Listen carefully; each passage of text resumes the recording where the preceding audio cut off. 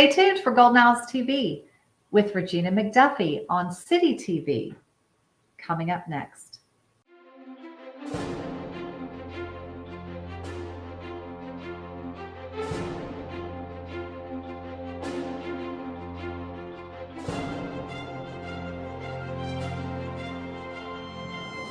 Welcome back to Golden Owls TV. I'm your host, Avery Brooks, and here we are with Regina McDuffie. She is City Manager for the City of Brunswick, and we're thrilled to have you today.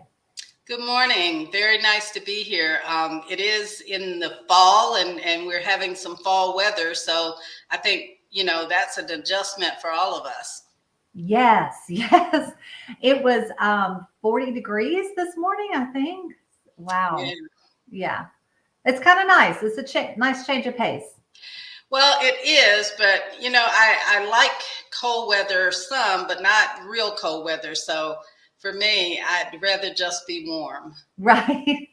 Well, and I feel like it's been warm for so long. When it finally does cool down, we're like, wait a minute. I'm not sure I'm ready for this. Yeah. Yeah. Well, but I'm excited to be here because, we are having a homeless summit that's coming up. Well, by the time this show airs, it will have been in October, but it is the first of what I would think many meetings that we will have in the community to try and better address the homeless issue that we have in the community. Yes, well, tell us about that. Let's talk about there's definitely an issue with homelessness, and then who's meeting and what are the potential ideas and plans? Well, it's being hosted by myself and the county manager, and the city and the county, which I can't stress enough how important it is that both local government entities are working together on this issue. And I think that's a definite positive aspect of it, because I've talked to other communities and it's always sometimes been, a city issue versus a community issue. So I'm very thankful that Glenn County has recognized that they are part of, resolving this issue. But the meeting that we're having tomorrow will consist of a number of agencies that already in the community have, programs and resources that are working toward homelessness or addressing the homeless issue. So we will bring them to the table and we will have different panels to explore areas of prevention, areas of sheltering and transitional homes, housing, and also of, what resources are out there to help with mental health issues, with substance abuse. And then we'll look at what, governance that the city and county has in terms of ordinances and law enforcement, and how those issues will impact the homeless as well. Right. Wow. Well, that's a big project. I'm glad y'all are meeting. You're right. Joining city and county together is the way to do it, by partnering. Any of the funds, from SPLOST, LOST, or any of these recent funding things, are they going to be going toward this project or no? Well, I'm hopeful, and I'm glad you asked that question, because I'm hopeful that, we got the American Rescue Act funds that we feel like, the problem of homelessness has increased over the last 18 months, which has been during the pandemic. So I don't think it's exclusive of impact from COVID, that people have been put in these situations of homelessness. So the American Rescue Plan Act money, the city and the county has funding through that source, and possibly will, make a determination of whether we should use some of those dollars for programs or for resources, or to support, the resolutions that we come up with in terms of addressing the homeless issue. So I think that's some funding. The city had set aside a portion of the funding to address housing issues. And I think homelessness is definitely part of the housing, providing affordable housing. So we do have resources and funding that we may be able to put towards this effort. Great. Yeah, it sounds like that would be a good use of the money, and it's already sort of designated for housing anyway. So maybe there'd be a way to designate more for homelessness. Yeah, so we will be, as I said, talking about prevention, and we'll have representatives from like Safe Harbor, from the Community Action Association, from the Salvation Army. We'll have people there talking about homelessness and housing from Saved by Grace and from Glenn County Crisis Center. And then we'll have people there to address kind of looking at the chronic homelessness. Because we have, the well shelter, we have other shelters that are being provided in the community, and we want to give them the opportunity to talk about what they do. And then, of course, addressing mental health, which we know is a big part of homelessness.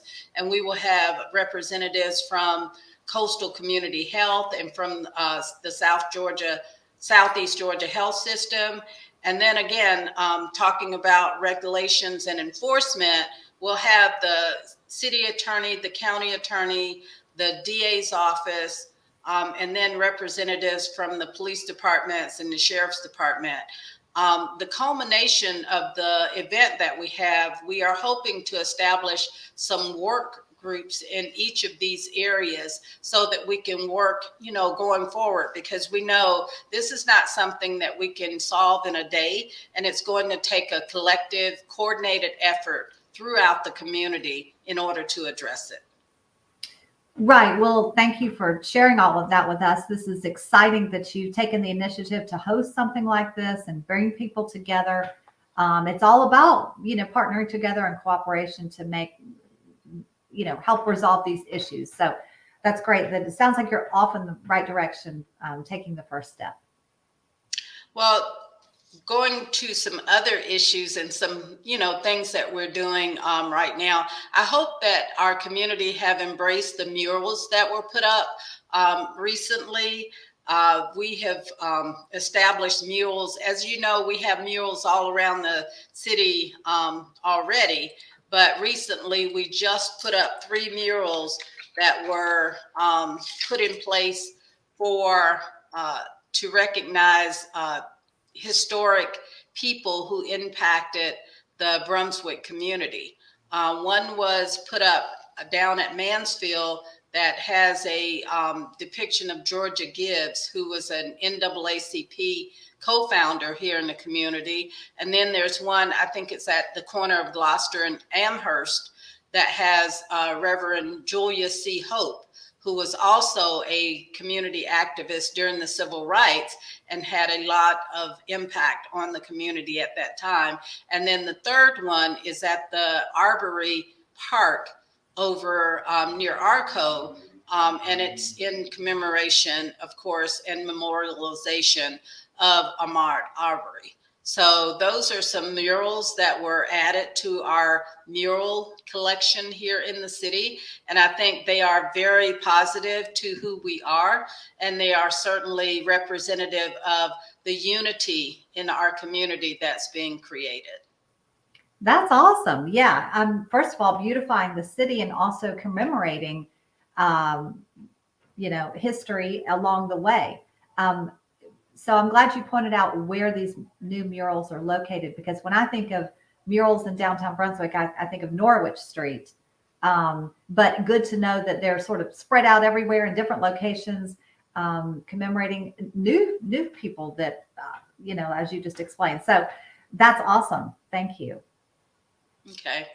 Another thing that we're doing right now, and this is something that's going to be approved at the meeting, hopefully approved at the meeting tonight, which is our October 19th. Well, today's the 19th. Yes, meeting. Sorry.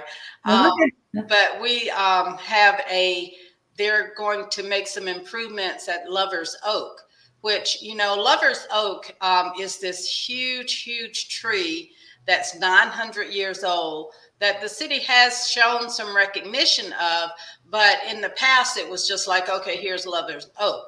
But we have a group that's come together, and they have put together a beautiful,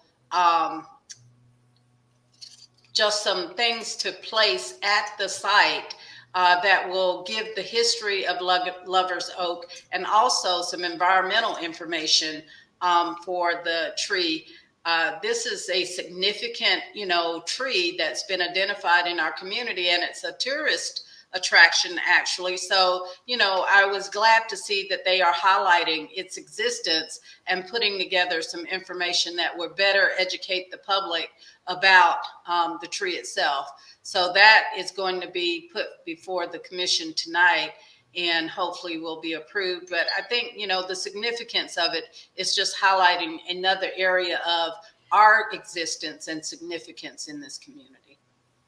Right, right. And I like that it's accomplishing two things. It's commemorating and recognizing these very special things about Brunswick and very special people, but also creating a tourist attraction at the same time. So increasing the tourist activity, and that's always good. So yeah, and I want to give a shout out to Porch Fest, which is coming up in November. It'll be the second week in November, and it will be downtown. And the weekend, I think it's on the 13th, on that Sunday. And it will be numerous porches that will have bands and other activities. They'll have food trucks, they'll have beverages, and all kinds of things during that time. Last year, they had over 45 different bands and acts that they have on the porches throughout downtown, and over 3,000 people were estimated to have attended. So this year, we're hoping that they'll continue that trend and continue that number of attendees and provide, great entertainment, great safe activity downtown, and just introduce, people to our downtown area. oh yeah, that sounds like a lot of fun. That sounds great. So I will send you all the information about these things, and so that you can, put them up during the presentation. Yes, yes. I was going to say we will put a big screen up with all this information at the end of the show. Maybe even clickable links, all of that. So yeah, we'll do all of that. Absolutely. Okay. What else are we? It's nice to hear that you sort of moved on from all the accounting and all the. Well, we're still in our audit right now. Okay. We're working on our audit for this year, but that's a process that we have to go through every year. We're also, at the culmination of the SPLOST, where the vote for SPLOST will be next month, and we have done a series of educational things around the community for the SPLOST. And of course, we have come to agreement for our loss negotiations as well. So there's just a lot of things that are gratefully moving forward. And by, November, we'll be just getting ready for our Christmas light program downtown and for the parade coming up in December. So there'll be a lot of excitement about those things. We'll have the Christmas lighting after Thanksgiving. And I'm hoping that, and I've been a little bit apprehensive to say that it's spectacular, but hopefully people will see it and it will be spectacular. Good. Well, so many things to look forward to. Well, I feel like we should put a screen of just upcoming events. That may be good, and just places and things that people can see. I mean, it would be, a good thing for a lot of our visitors who are here during the Christmas season to not only see the Christmas lights, but to see the murals and to see the improvements at Lover's Oak. I mean, those are some significant things that I think, people can be interested in and see when they're in downtown Brunswick. Yes, absolutely. Like I said, you're making improvements for the residents, but it also is a tourist attraction. So that's great. We'll definitely put a screen up of different things to see and put a little more information at the end of the show. So as you gear up toward the end of the year, any other projects you want to talk about or touch on that you're working on to kind of wrap up before the end Well, of the year? what I'd like to say is, we are coming to the end, or almost through November, we'll be to the end of hurricane season. Mhm. And fortunately and prayerfully, hopefully, we'll get through it without any storm event. However, the preparation that we did for Hurricane Ian was very fruitful, not only for the city and county, but for the community, to see, what preparation we need to make when it comes to some of these storm events. I was very proud of our departments. Our public works people worked tremendously hard, making sure that the drains were clean, the ditches were cleaned out, and during the sandbagging, which was not an easy feat. They filled numerous hundreds of sandbags, over 2,000 sandbags that they filled during that time to, support the community, the residents, and the businesses. Luckily for us, the storm kind of passed us by. However, that occasion, will not happen every time. So we were grateful that we didn't, get hit by the storm. We were certainly prayerful for the people in Florida who did get hit by the storm. And certainly, our thoughts and prayers are with them for this long, long recovery that I'm sure they will have to go through. But I'm thankful that, we were able to go through that exercise of preparing, of communication, of trying to get information out to the community, and just being able to, support the community in a manner which shows that, we want to be ready to show some resilience and, minimize the damage that we have from flooding and the storms when they come. Yes, we were very fortunate that for us, we prepared and it was a practice. So, we don't always get that lucky, but it's nice to practice. It sounds like it's a good system and that everything was prepared and everyone knows what to do. Talk about the sandbags a little bit, because I know over, of course, on the island, um, all the islands and everybody was looking for sandbags, a kind of a panic at the last minute for sandbags. And we understood that the county or the city too was giving free sandbags. I guess is that correct? Tell us about Well, this. what happened was the city, of course, we and the county operate separately. Hmm. So the city actually had sandbagging at the Public Works location, where we were bagging sand and giving out to city residents and businesses. Okay. And basically, we limited it to city because, we had a limited supply. So we Right. wanted to make sure city residents and businesses in the city were, first in our supply. The county, they provided sand at their fire stations. And what they did was they put loads of sand at the stations.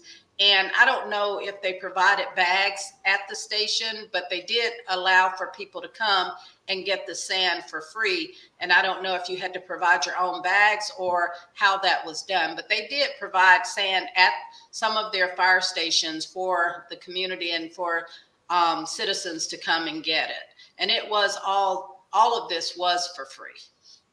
Right, and that's great, because that, as you know, people don't always prepare until they think, oh, it actually might come our direction, and then they are looking around.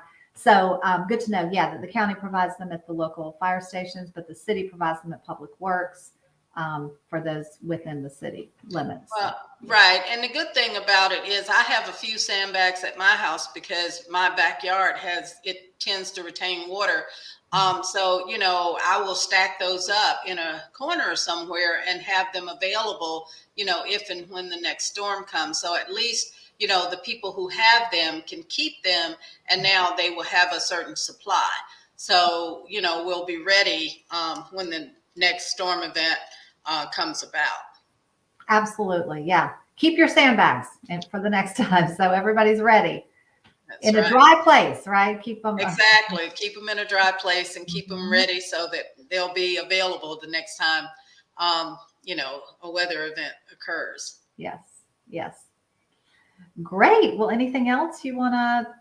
Well, the only other thing I wanted to talk about, we are have in the past had issues with our staffing levels in our public safety areas of fire and police. We've been doing pretty well in public works. After we gave an increase in salaries, it's helped us retain, our public works positions, but we still have some openings there as well.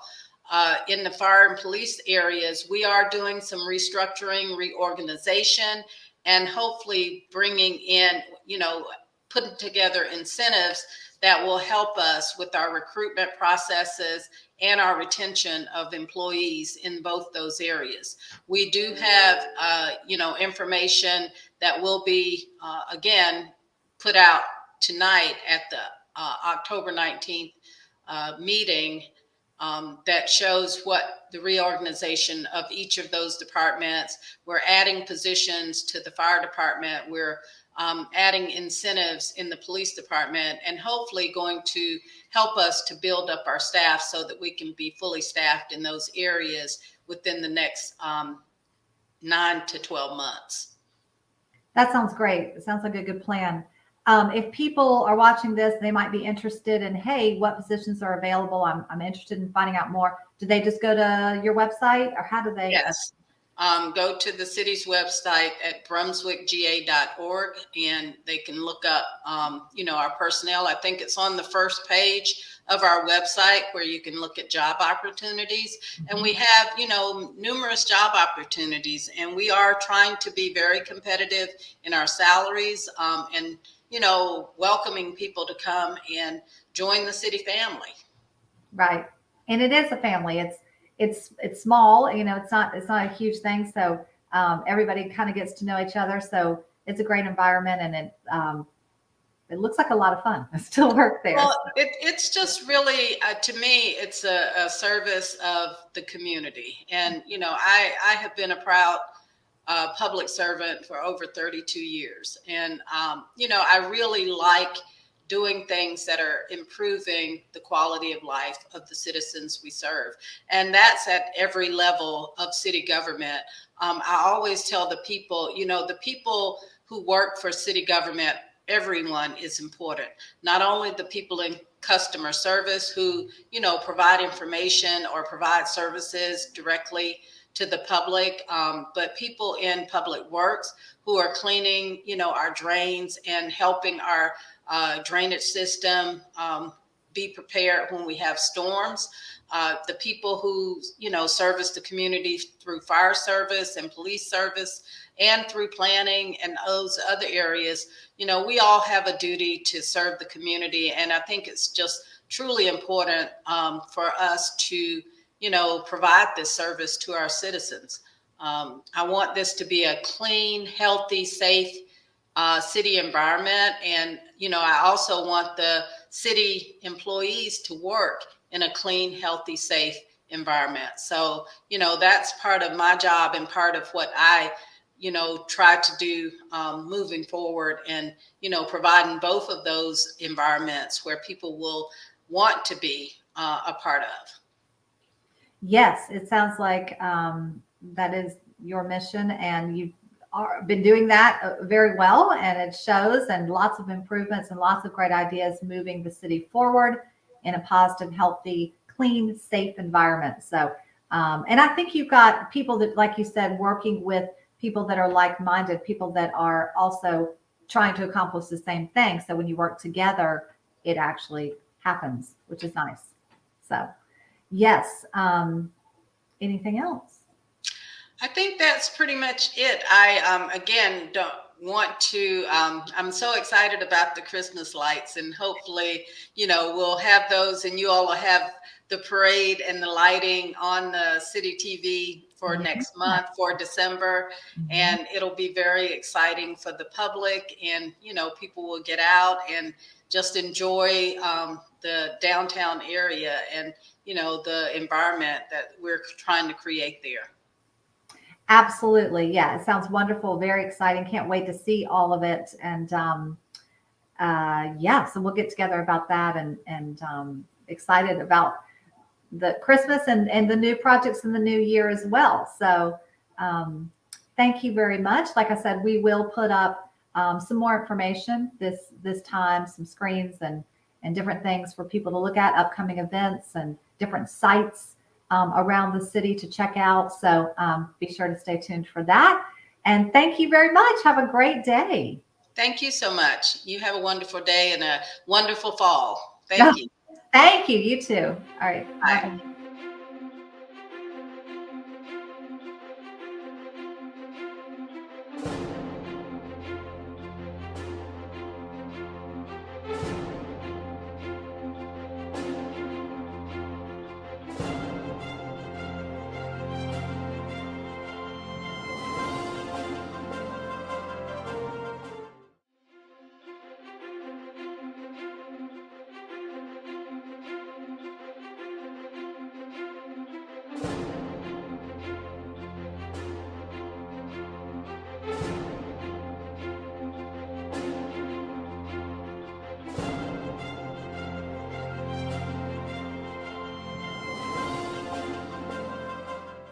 Thank you for watching Golden Owls TV. Stay tuned. More is coming up next.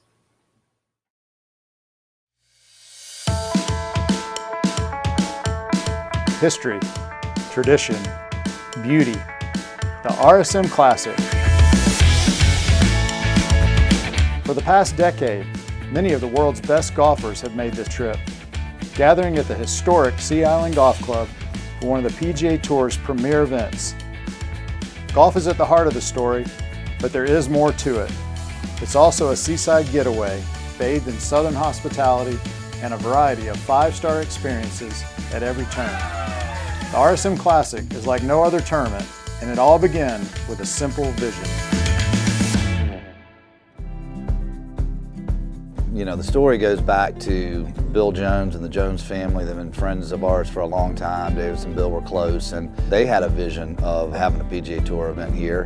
Davis had a desire to make this an event like the old clam bake on the west coast of California, where players bring their families, they're staying in cottages, they're hanging out at the beach, where everybody's together instead of hotel rooms in a big corporate city.